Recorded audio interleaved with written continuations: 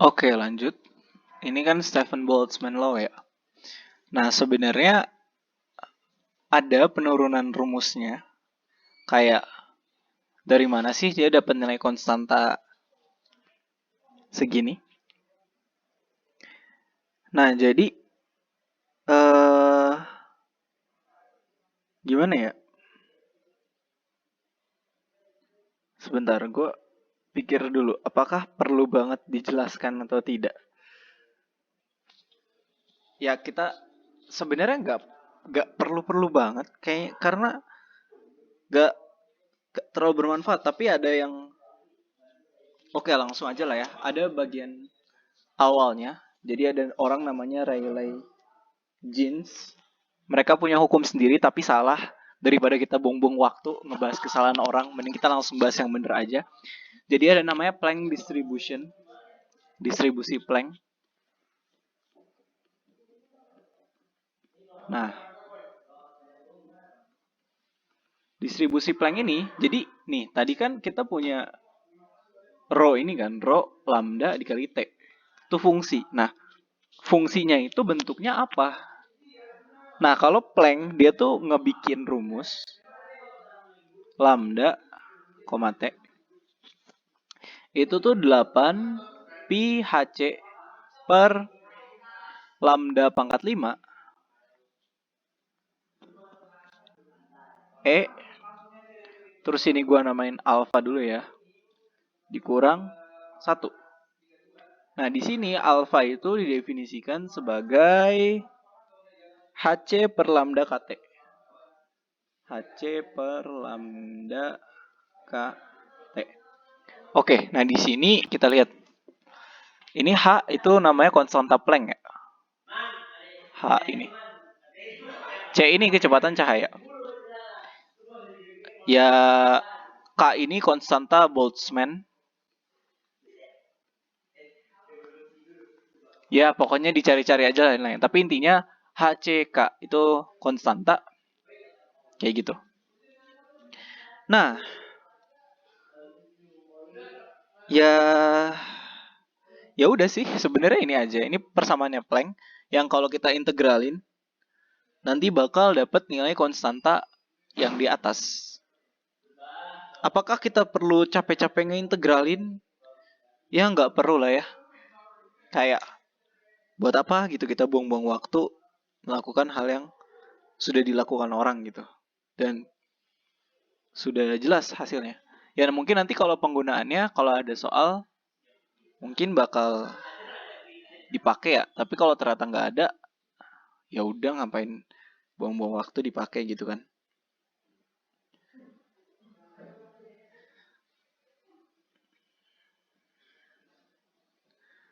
Nah, selanjutnya tadi kan energy quantization ya. Berikutnya kita lihat heat capacity. Jadi kapasitas heat itu panas ya.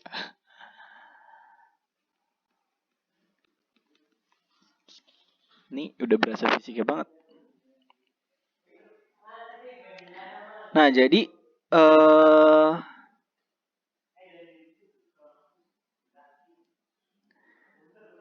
sebenarnya semua benda tuh punya namanya heat capacity ya. Jadi kayak kapasitas panas dia tuh berapa sih? Nah, kapasitas panas itu didefinisiin sebagai ya ini tuh konstanta ya, nilai konstanta. Yaitu definisi termodinamikanya itu C sama dengan dq per dt. Kalau misalnya pada volume tetap itu jadi dou per dot pada volume tetap. Jadi kayak gini. Dou per dot untuk volume tetap. Itu kalau pada volume tetap. Nah, di sini ada penurunannya lagi tapi kayaknya belum perlu. Cuman satu hal yang perlu kita ingat bahwa kapasitas panas untuk monoatomic solid. Jadi monoatomic solid ini ya anggaplah ini definisi lah ya. Sebenarnya ada penurunannya tapi gue pikir kayaknya nggak perlu penurunannya deh. CV itu sama dengan 3R. Jadi nilainya 3R. Nah, R itu apa? R itu ya konstanta gas. Kayak gitu. Nah, tapi ya. Tapi ternyata gak gitu. Gak gitunya kapan pas suhunya rendah.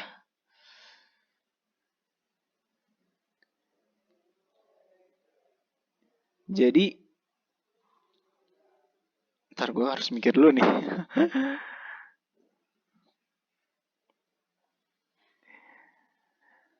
Jadi ketika suhu itu mendekati, ini sebenarnya kalau kita lihat persamaan ini kan berarti kapasitas panas tuh konstan ya, nggak tergantung temperatur. Yaitu untuk monoatomic solid ini, yaitu CV sama dengan 3R. Tapi ternyata ketika kita panasin ya, ketika suhunya kita deketin ke 0, nilainya itu malah mendekati 0 juga.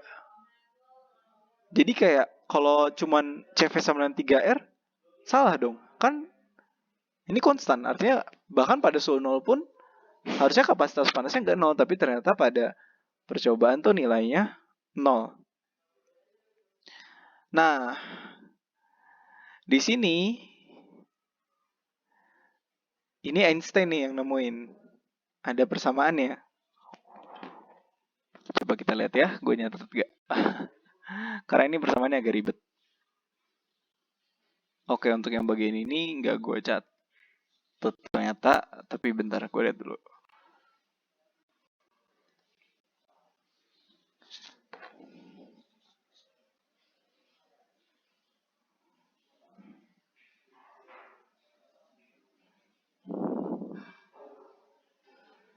Nah, jadi Einstein punya persamaan kayak gini. Jadi CV ini Einstein ya. Einstein. Yes, siapa? Ya, gak penting lah cara bacanya. Einstein formula. Itu CV untuk fungsi suhu rumusnya adalah 3R. Tetap 3R-nya ada.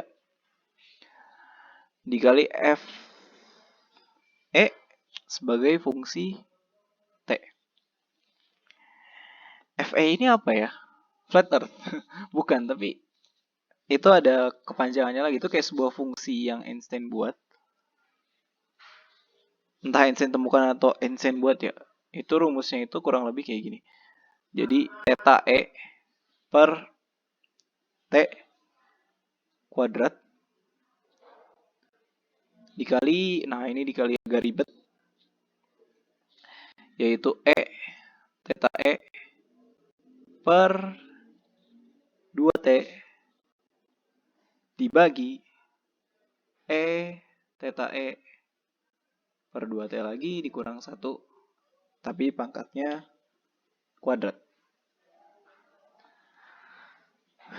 Nah, ya sebenarnya males nurunin lagi ya, karena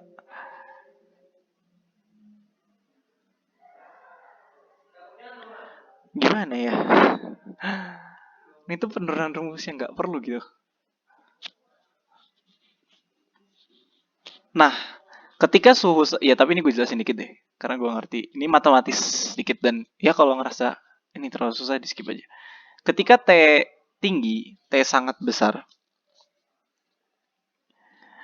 nilainya tuh maksudnya gini ya, T sangat besar tuh ketika nilai ini sangat besar dari theta E. Nah, oh iya, theta E itu apa sih? Theta E itu disebutnya suhu Einstein ya, atau Einstein temperature, yang didefinisikan sebagai H nu per K. Ya kebanyakan definisi lah ya, tapi kalau untuk bagian ini dipahamin aja, ini nggak perlu terlalu banyak.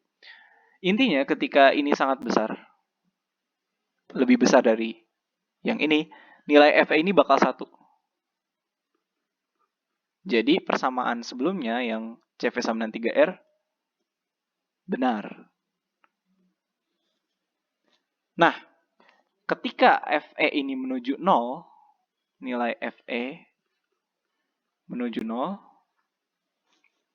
itu akan dicapai saat T juga menuju 0. Nah, artinya CV juga bakal 0. Ya, ini penjelasannya gini. Kalau mau dicoba matematisnya, silakan diutak-atik pakai deret dan pakai limit. Tapi kita kan kayaknya nggak butuh itu, tapi intinya ini. Nah, sayangnya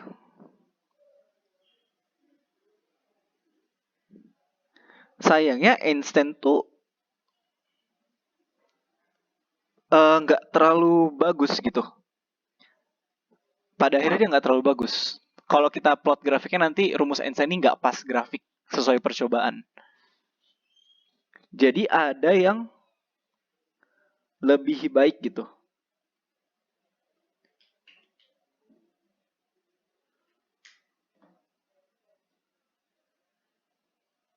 Namanya Peter Debye. Debye ini lebih baik dari Einstein. Oke, ini langsung dijelasin aja ya. Gue jelasin kenapa Debye lebih baik. Ya, nggak usah ada terlalu baik argumennya, tapi ini diingat-ingat aja. Nah, kalau Einstein, dia tuh punya asumsi semua atom osilasi pada frekuensi sama.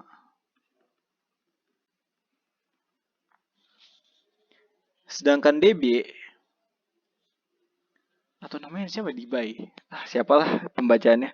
Ya mungkin Debye kali ya, biar bagus dikit. Itu dia membolehkan osilasi dari rank 0 sampai max. Dan ketika dibuat grafiknya nanti Debye ini bakal lebih pas. Oke, kita ke contoh soal aja. Ini karena ada yang ada bagian C soal tadi di Lasol. Kita lihat apakah bisa menjawab atau tidak.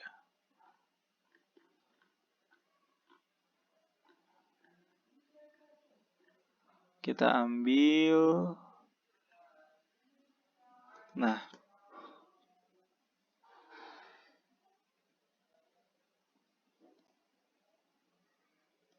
Kita lihat ini. Ya ini terpaksa bawa soal biar nggak pusing-pusing banget.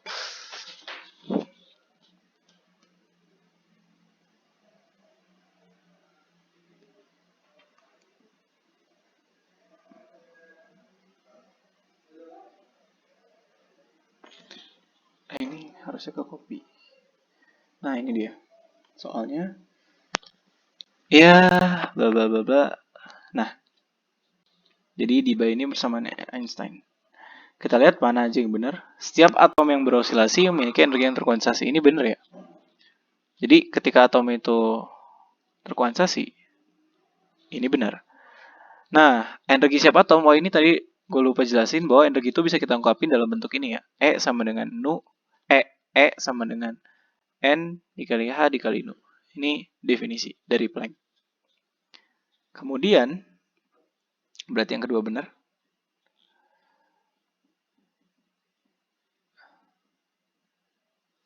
Nah, yang tiga juga ini benar, karena tadi ada distribusi Planck.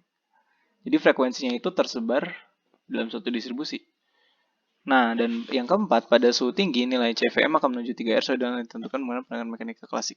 Ini juga benar sesuai yang tadi dibuktikan. Jadi jawabannya adalah semua benar. Ya, kalau jujur gue bagian ini agak kurang paham banget. Kalau ya ada koreksi di soal ini ternyata jawabannya bukan ini, yang mau dikoreksi. Tapi kalau enggak, ya berarti ini kurang lebih benar. Ya intinya Debye itu lebih sempurna, penyempurna Einstein aja lah kalau simpelnya kenapa. Kalau ditanya kenapa mungkin itu next time ya. Kalau ternyata emang perlu, tapi sementara intinya yang nyempurnain Einstein namanya Debye.